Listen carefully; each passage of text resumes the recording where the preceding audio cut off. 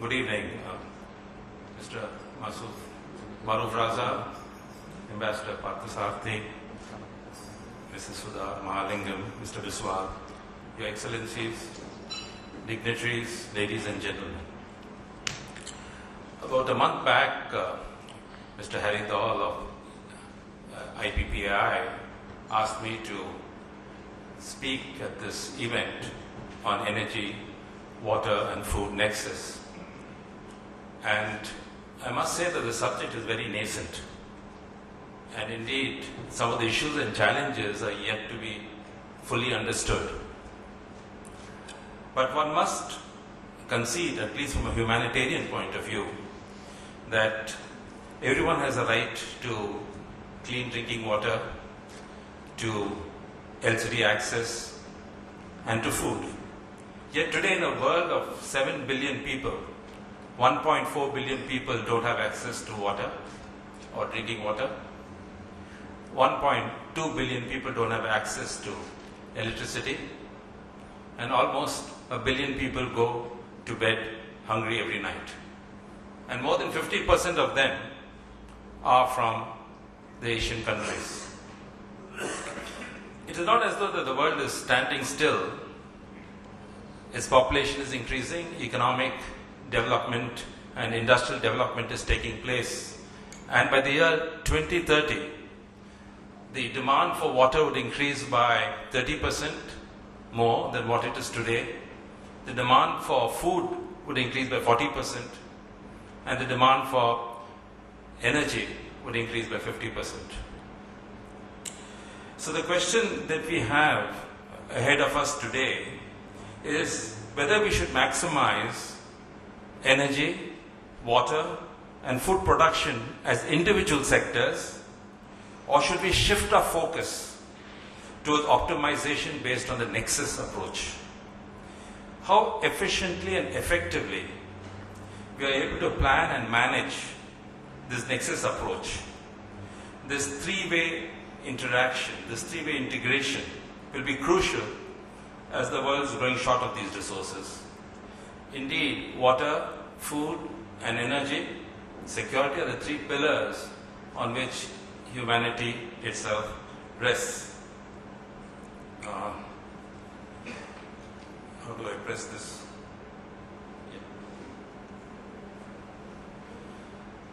Adequate availability of water, food and energy clearly is critical to global security.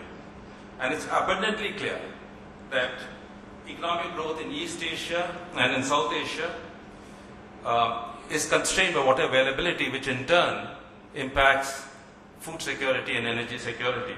So I'd like to very quickly discuss some of the business links between water, energy and food and how these endanger national and regional security. I'd like to touch upon some of the macro aspects related to global climate change and how it exacerbates the entire problem. And finally, I would like to focus on some practical solutions that could serve as examples of a Nexus approach. But first, the big picture.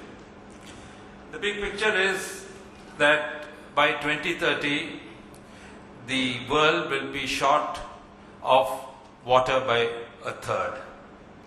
And much of it would be from India and from China. India's water requirement by 2030 will be at least deficit by 50% if it's business as usual, and in China by 25%. So it is clear that in most of Asia, in People's Republic of China, at least the North People's Republic of China, South and Northwest India and Pakistan, we cannot solve the problem by looking for additional water resources. I think you're kind of plateaued out on that. There's little scope and room for finding additional water resources. Yes, you can find additional water resources probably in Nepal, in Bangladesh, in Laos, in Vietnam. But for the most, it will have to be reduction in demand. It will have to be working on the demand side of the water equation.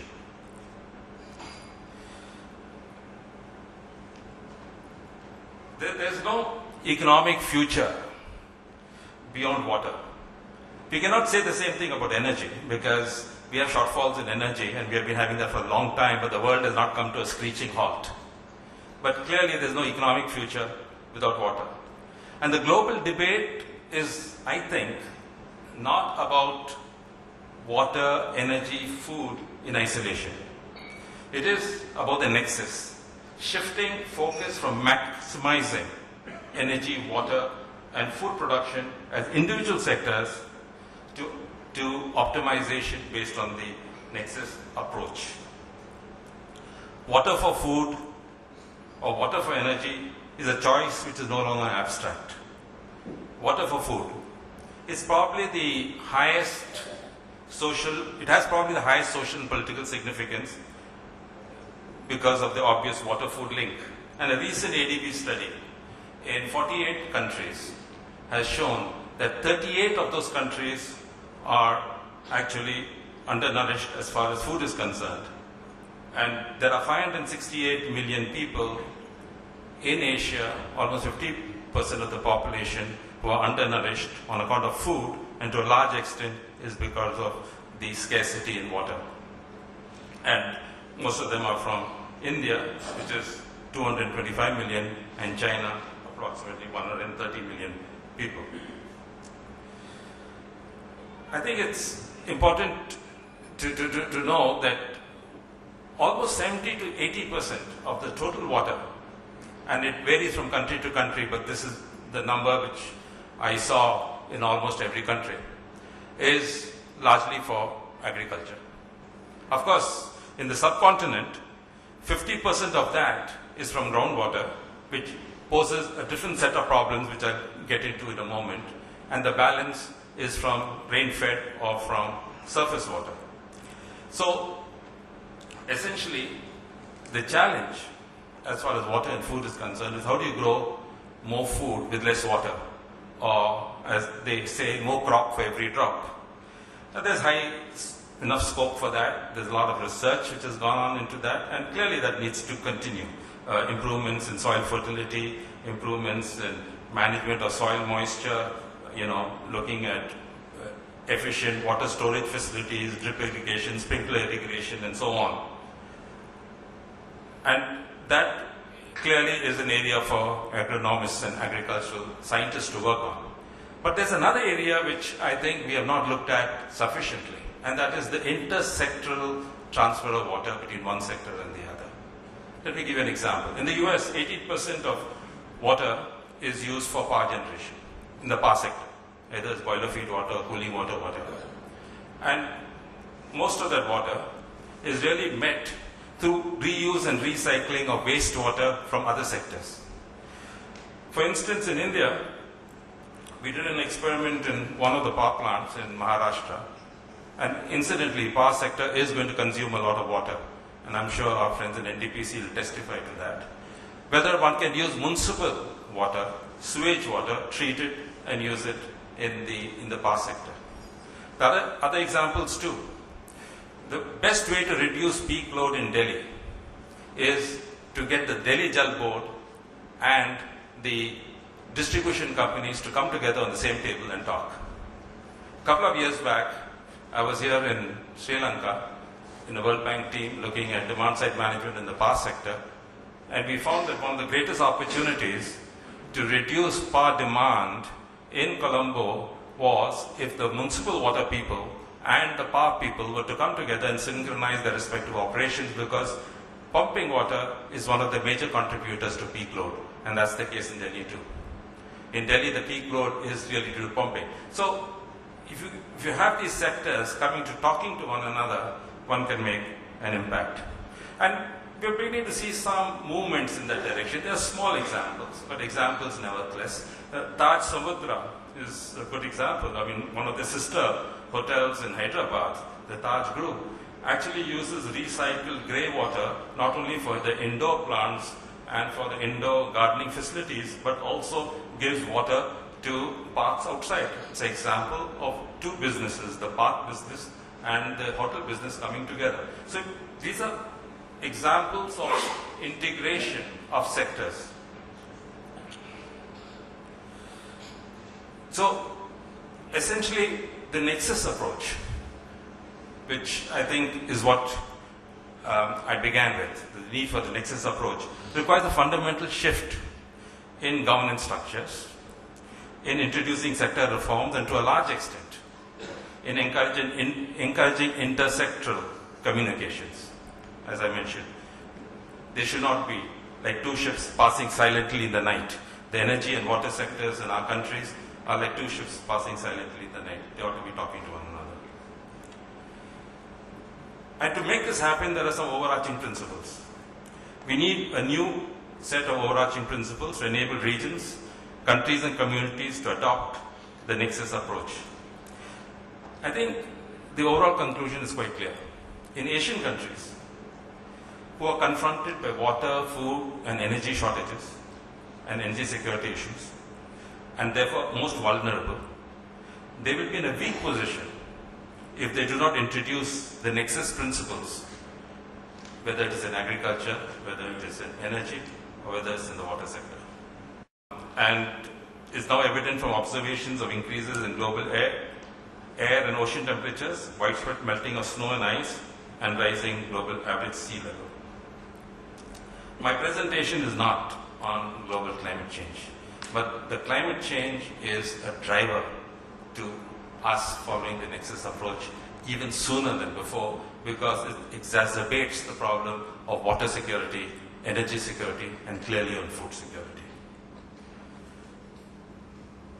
Impacts on water, impacts on agriculture are known, particularly impact in Asia.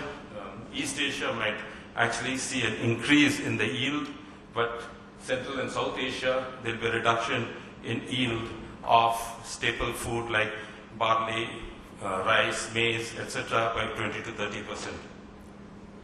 The impact on water is also significant. The numbers that literature shows us is that there are 120 million to 1 billion people who would be exposed to increased water stress in Asia. And the risks from global warming, much has been said and discussed about it, so there's nothing I'm saying that's new to you, but more than half the global population live under water stress, and this is expected to increase to 2/3 by 2030. But I think the yearly economic loss on account of water shortages in Asia has been conservatively estimated at $250 billion and will increase to almost 4 times that amount by 2025 in countries ranging from South Korea to People's Republic of China to India to Egypt and Iran. So that's the kind of economic penalty that we would have to pay on account of water shortages. And this is clearly the impact on global climate change on power generation. If we have to depend on power from Bhutan for the region or from Nepal, to a large extent the water flows from glaciers would reduce, and that would have an impact on power generation. That I think is fairly well understood. But what is less understood, which I think one needs to investigate further, is the impact and timing of environmental refugees on account of climate change. If the damming of the Brahmaputra by an upstream nation impacts the water availability in a downstream nation, the exodus of thirsty refugees into the rest of the region would seriously impair security. This is one example. Let me shift gears very quickly.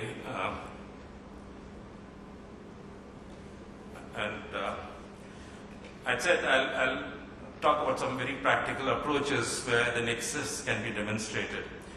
This map contains a lot of data, and it's too complex to read out quickly on a screen, and I won't ask you to do so.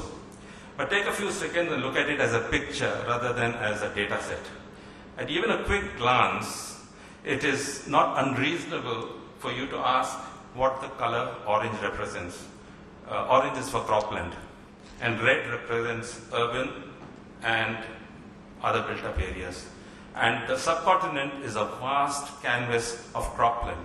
But underlying that is the fact that it depends on rainwater, surface water, underground water.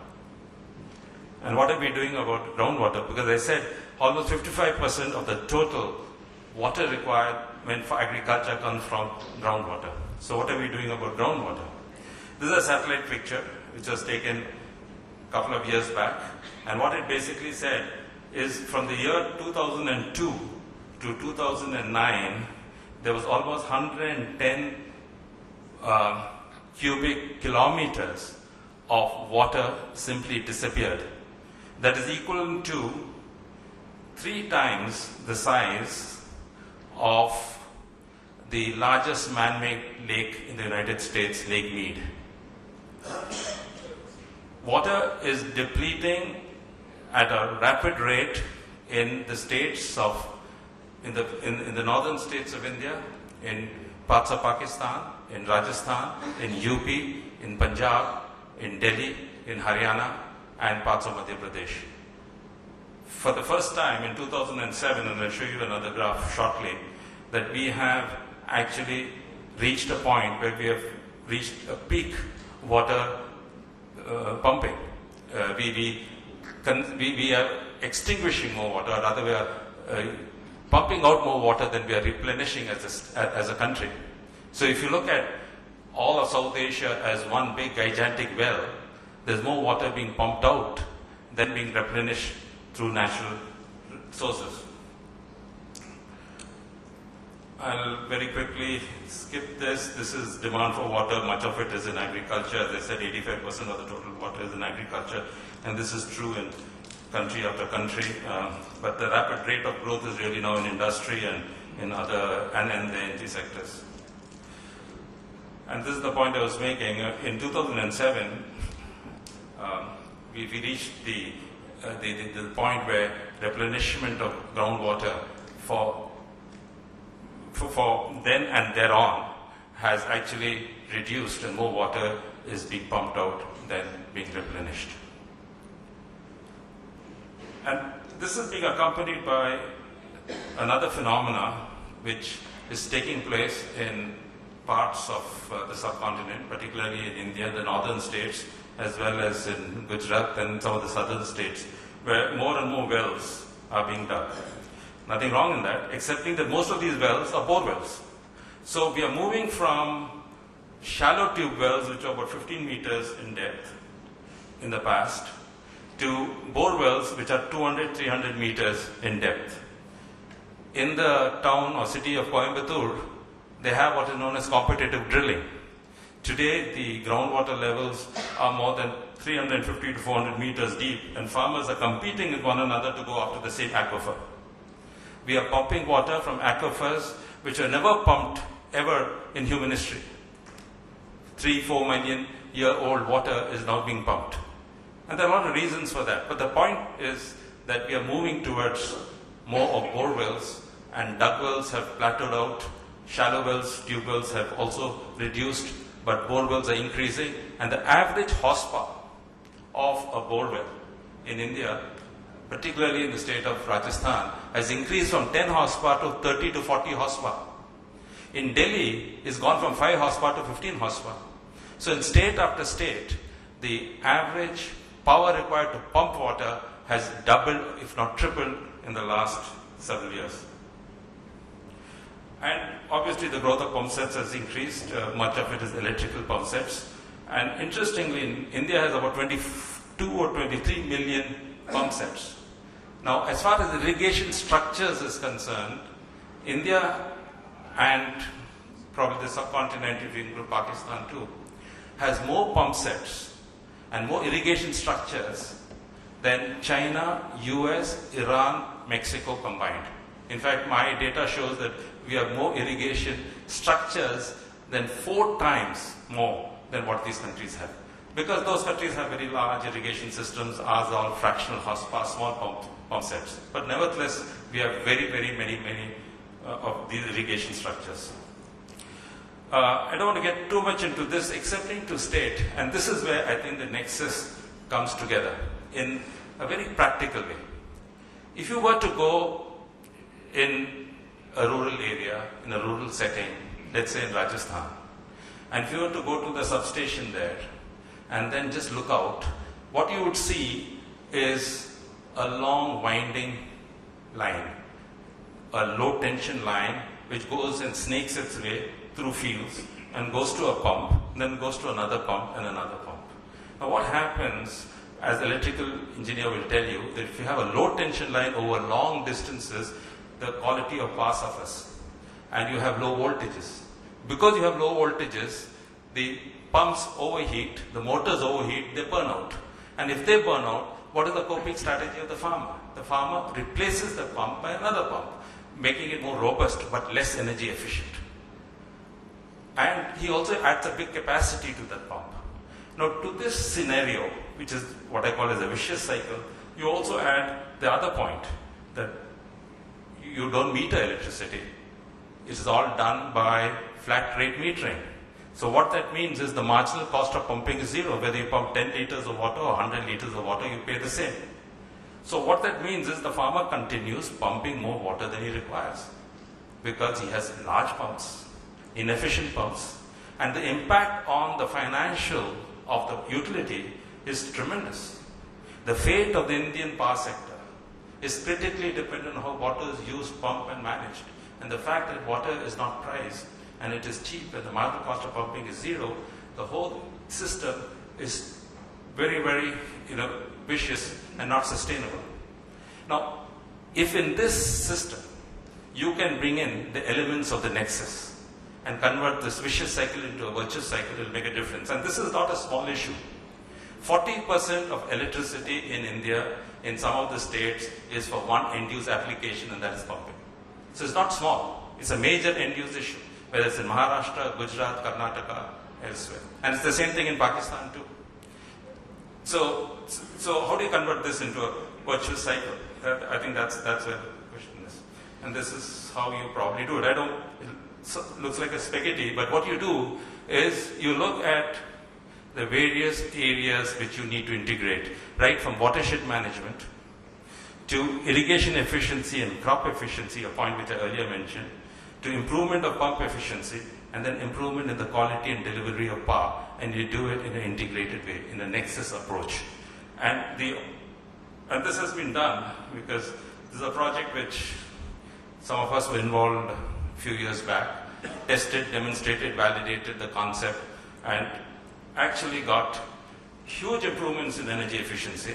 So improved the financial viability of the utility, huge improvements in water conservation and water management, and actually saw a reversal in the groundwater situation, and groundwater started actually climbing up. So the solution essentially, of course, it has to be replicated at scale, which is one of the challenges.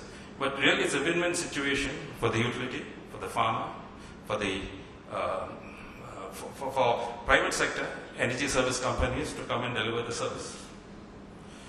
Well, this is the innovation in technology, in management, in finance. It doesn't happen just because you will it to happen. You have to create the ecosystem to make it happen. And then today with IT progressing the way it is, much of it can be done through smart water and smart electricity. Smart meters for water and smart meters for electricity, which can really control, measure, coordinate and manage this whole process very, very cost effectively. So that's another development. IT will drive the Nexus. And these were some of the site activities, energy site interventions, essentially upgradation of the distribution system, the point I made earlier, a lot of line losses, so you reduce the line losses by going in for what is known as high voltage distribution system. Then you go in for pump replacement, go in for high efficiency pumps, and then simultaneously you do the water side interventions such as construction of check dam to reduce rainwater outflow from the fields so that the rainwater gets into the aquifers, construction of field bunds, promotion of drip irrigation, but do it in a way in which both these interventions recognize that the energy side intervention is an intervention to be done by the utility, which is public funds, and the water side intervention is funds to be deployed by the farmer, which is private funds. So it's really teaming public and private investments and public and private partnership. And then, of course, there's capacity building and there's social intermediation and so on. I'm giving you this just as an example. There are many, many other water, energy, food nexus possibilities and opportunities. This happened to be something which was close to my heart since we were involved in it, and we got some impact on the ground. Of course, it's public recognition. Thank you.